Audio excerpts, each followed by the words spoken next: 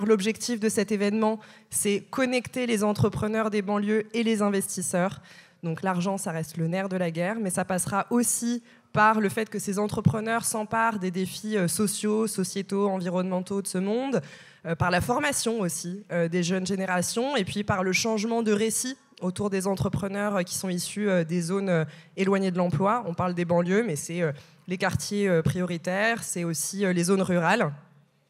Et voir l'expo Favela débarquer à Paris, c'est une chance incroyable parce que c'est aussi l'opportunité de mettre en lumière justement ces entrepreneurs qu'on voit trop peu souvent.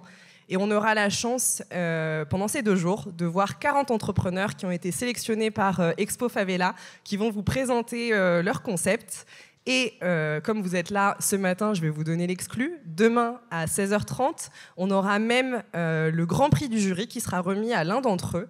Et le lauréat ou la lauréate remportera un voyage immersif dans l'écosystème entrepreneurial à Bahia. Voilà, rien que ça. L'équipe n'a pas fait les choses à moitié.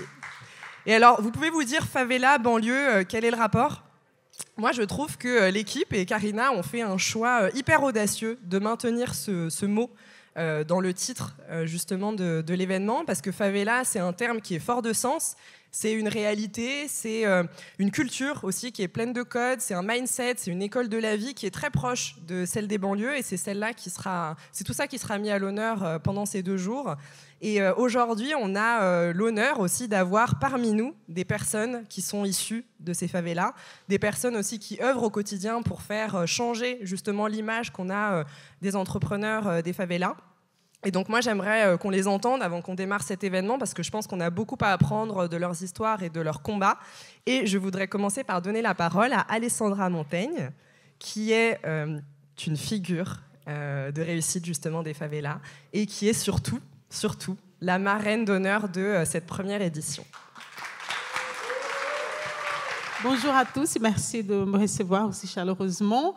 Moi non plus, je n'ai pas l'habitude de faire des discours, mais on ne peut pas dire non à Karina, donc me voilà. Donc voilà, je suis née dans un quartier défavorisé de Rio qui s'appelle Vidigal, en 1977. Et j'ai grandi dans un tout petit village dans l'intérieur de Minas Gerais, qui est un autre état parce que je n'ai pas pu être élevée par mes 2 parents. Donc, j'étais du coup donnée à mes parents. En arrivant en France à l'âge de 22 ans, je me suis rendu compte que j'ai dû me battre beaucoup plus que tous mes amis que j'ai rencontrés à l'époque parce que je venais d'un autre pays, parce que je ne parlais pas bien français, parce que j'étais noire, parce que j'étais une femme, enfin, toutes ces choses-là qui font qu'on est obligé de faire beaucoup plus que les autres, beaucoup plus, travailler beaucoup plus, être beaucoup plus attentive, être beaucoup plus à l'écoute. Et en vieillissant, je me suis rendu compte aussi que la seule chose qui nous différencie, nous, les enfants d'une favela et les enfants qui sont nés dans les quartiers, dans beaux quartiers parisiens, qui peuvent faire une prépa, qui peuvent aller à la fac, chose que j'ai jamais eu la chance d'avoir parce qu'au Brésil, l'université est payante. Donc j'ai dû tout apprendre sur le tas et avec la vie, avec beaucoup d'ambition, de rage et d'envie vraiment de réussir, pas la peur de l'échec. La seule différence entre nous et tous les autres, c'est qu'on n'a pas forcément toutes les opportunités qu'il faut. Donc maintenant, avec ma position, je regarde de beaucoup de plus près ça, donner l'opportunité aux personnes qui viennent de milieux difficiles et d'un quartier sensible, d'un quartier difficile. Donc voilà, donc donner-leur une chance. Ils peuvent très bien aller très loin et faire ce qu'il faut. S'il vous plaît, voilà, donnez-leur une chance. Merci beaucoup, Alessandra. Et maintenant, j'aimerais aussi donner la parole à celle qui a porté ce projet pendant 1 an. Moi, je me souviens quand même à l'époque où Karina disait « Oui, j'ai un petit side project, je vais commencer à travailler dessus, on verra ce que ça donne. » Et puis, 1 an après, on est là, vous êtes là, c'est incroyable. Enfin, voilà. Donc, Karina, à toi. Merci. Bon, merci. Tout le monde sait, je suis extrêmement heureuse d'être là. C'est le moment de lancer la première Expo Favela internationale. Donc, c'est un projet qui est né au Brésil en 2022, à São Paulo, ma ville, qui l'année dernière a été déployé dans 23-24 États du Brésil. Et l'année dernière, j'ai eu une mission de, voilà, monsieur qui est là, Celso Ataíde, qui a dit Karina, tu vas faire à Paris. Et j'ai dit OK, j'ai fait à Paris. Et j'ai dit que j'allais faire en octobre. Et on est en octobre. Et on est en train de délivrer. Donc je suis très, très contente. Voilà, j'ai la parole. Et donc, je pense que ce projet, il est important. C'est un projet vraiment qui amène l'égalité des chances, des cohésions sociales. On donne des opportunités à des populations qui sont souvent marginalisées, que c'est les territoires partout au monde, la périphérie et les périphéries, les centres et les centres. Et en fait, avec ces projets, on essaye on peut égaliser, on peut voilà, faire un mouvement contraire pour que les choses soient, pour que les mondes soient plus justes, tout simplement. Salut tout le monde, bonjour. Je m'appelle Daniel Nikolaevski. J'ai dormi 3 heures, mais je suis très content d'être là. C'est super de voir ce bébé naître. Donc ça fait 1 an et demi que Karina m'envoie des audios à 6 heures du matin, à 23 heures. Daniel, elle est où la scéno, le plan et tout. Et là, bah, voilà, tout est là.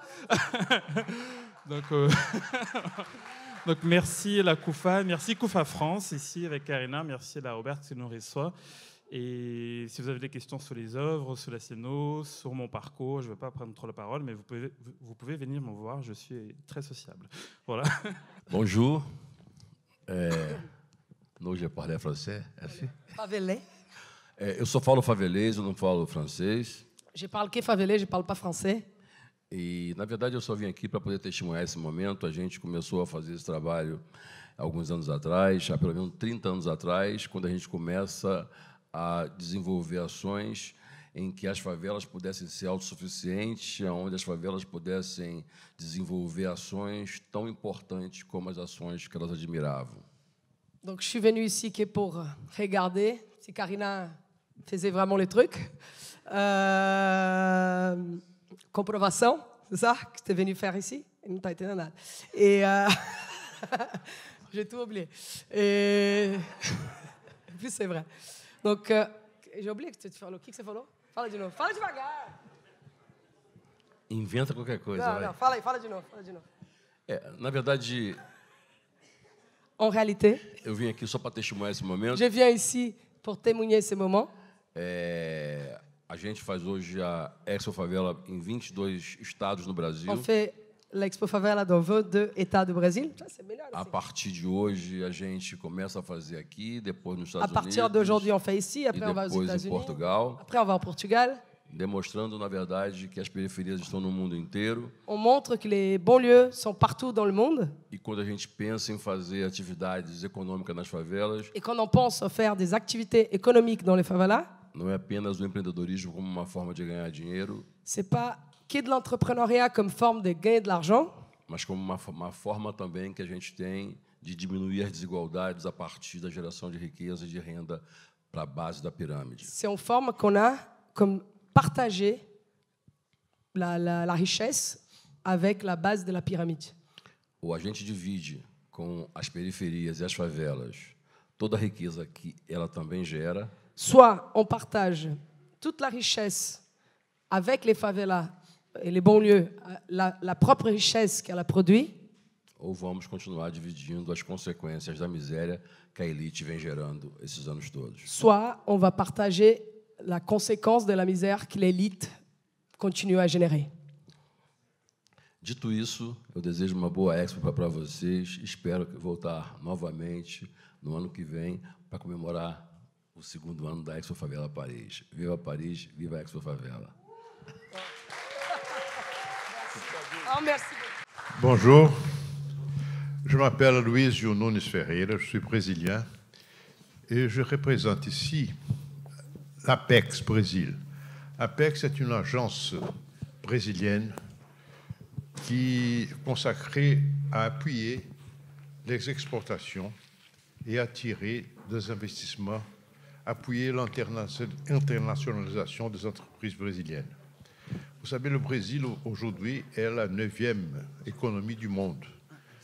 Nous sommes des gros exportateurs de soja, du café, du jus d'orange, du pétrole, du bois, du fer.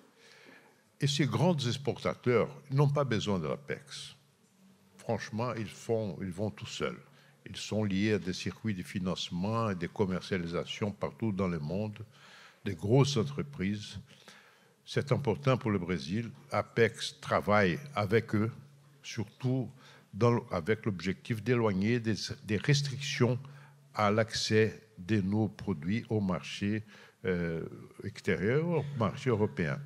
Mais surtout, les petites et moyennes entreprises, les micro-entreprises sont l'objet aujourd'hui d'une attention tout à fait spéciale et prononcée de la direction de l'APEX. Parce que celles-là, elles ont besoin de nous. Elles n'ont pas encore la capacité de marcher toutes seules. Elles ont besoin de qualification, ont besoin de financement, ont besoin de réseaux de relations que nous, APEX, dont nous disposons. Et en même temps, APEX a besoin des réseaux, des connexions d'une organisation de la société civile comme CUFA pour élargir notre réseau de partenaires. Les grandes villes sont aujourd'hui très semblables les unes aux autres. Les périphéries sont aussi très semblables. Vivent à peu près les mêmes problèmes, les gens des périphéries.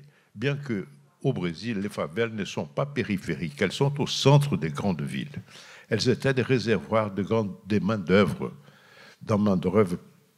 à basse qualification, et qui ont subi des transformations énormes qui affectent tout le monde du travail. Le travail salarié commence à disparaître, ou en tout cas à diminuer, et les gens, pour vivre, ont besoin de trouver de puiser dans le fond de créativité de chacun pour créer de nouvelles formes de vivre, de soutien, d'accroissement. Donc aujourd'hui, cette rencontre entre APEX et CUFA nous offre l'occasion d'appuyer des entreprises qui sont des favelas brésiliennes pour qu'elles puissent se connecter avec ses collègues, disons, de France, et aussi de montrer le fruit de leur créativité, de leur innovation, pour attirer des investissements. Donc, c'est une activité qui coïncide avec une priorité d'APEX, et je crois qu'il coïncide aussi avec une nécessité, un besoin social important des gens qui vivent dans les quartiers défavorisés, des gens qui vivent des situations très difficiles du point de vue de sécurité, des drogues, des précarités des services publics, mais des gens qui créent, des gens qui croient, des gens qui luttent, des gens qui ont de l'espoir, des entreprises qui ont dans leur direction, dans la plupart d'elles, des femmes. Donc, c'est aussi un appui à la diversité en plus de l'inclusion. Donc, c'est avec beaucoup de plaisir que je suis ici au nom de l'APEX pour une première activité à l'étranger, de collaboration entre CUFA et APEX. C'est la première, je suis certain qu'il y en aura d'autres, je l'espère. Succès. Bien, bonjour à toutes et à tous. C'est un plaisir de participer à l'ouverture de la première édition internationale d'Expo Favela, qui est née au Brésil et commence désormais, à partir de la France, à gagner le monde. Plus qu'un salon d'affaires, cet événement reflète la vision brésilienne selon laquelle les pays en voie de développement, historiquement vus comme périphériques, ont un rôle central à jouer dans la solution des défis mondiaux. La réalisation d'Expo Favela à Paris est une preuve de plus que le Brésil a énormément à offrir en termes de solutions innovantes aux problèmes complexes. Des événements comme celui-ci renforcent encore plus les liens entre les sociétés brésiliennes et françaises en montrant que nous avons des défis communs et surtout que nous partageons les mêmes valeurs pour les surmonter.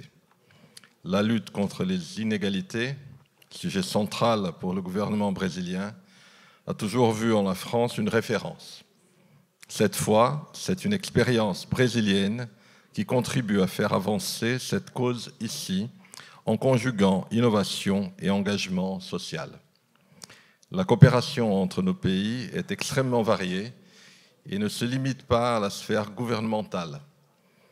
Et il est particulièrement important de rappeler que l'année prochaine, lors des célébrations des 200 ans de relations diplomatiques entre le Brésil et la France, dans le cadre des saisons 2025, des initiatives comme celle-ci, qui mettent les sociétés de nos deux pays en contact direct, gagneront encore plus en visibilité.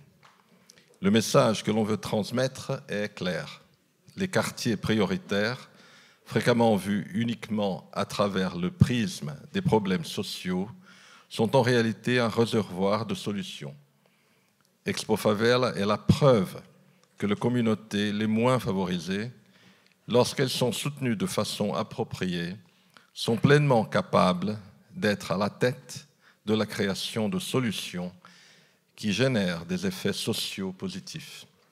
Comme l'a dit Celso Ataide, fondateur de la CUF et ici présent, la favela, ce ne sont pas des besoins, mais de potentialités. Je félicite la CUF et tous les partenaires prenant part à cette initiative et fais le vœu que cette édition internationale soit très réussie et aboutisse à des partenariats et à de nouvelles opportunités. Merci beaucoup.